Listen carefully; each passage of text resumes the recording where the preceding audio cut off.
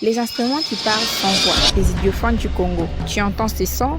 C'est peut-être léger, peut-être ancien, mais c'est une voix sans cordes, sans peau, sans souffle. Une voix faite de bois, de fer, de mémoire.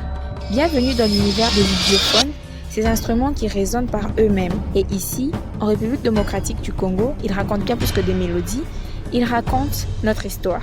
Un idiophone, c'est un instrument de musique qui produit du son par la vibration de sa propre matière. Il n'a besoin de rien d'autre que lui-même pour parler. En RDC, on le connaît sous plusieurs noms. Sanza, Likembe, Lukembe ou encore Balafon. Chaque peuple, chaque région a sa version, sa manière de frapper, de pincer et de faire vibrer. Ici, ces instruments ne viennent pas d'usine. Ils naissent des mains d'artisans, des calebasses, du bois, des palissandres, de lamelles, de métal récupéré. Tout est local, tout est vivant.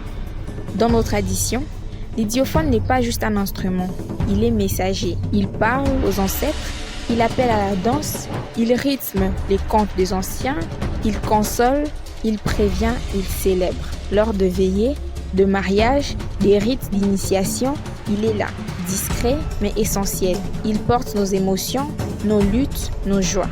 Pendant la colonisation, certains idiophones ont été interdits, trop spirituels, trop puissants, trop africains. Mais ils ont survécu dans le poche de griots, dans les mains des enfants, dans les battements de cœur. Aujourd'hui, une nouvelle génération les réinvente. Ils les branchent, les samplent, les exportent. Et ils le font revivre dans les studios, sur les scènes du monde entier. Parce que oui, les idiophones sont éternels, ils évoluent mais ne meurent pas. Dans le musée, ils sont figés, mais dans nos villages, dans nos âmes, ils vibrent encore. Ce ne sont pas que des objets anciens, ce sont des mémoires vivantes, des identités sonores, des fiertés congolaises.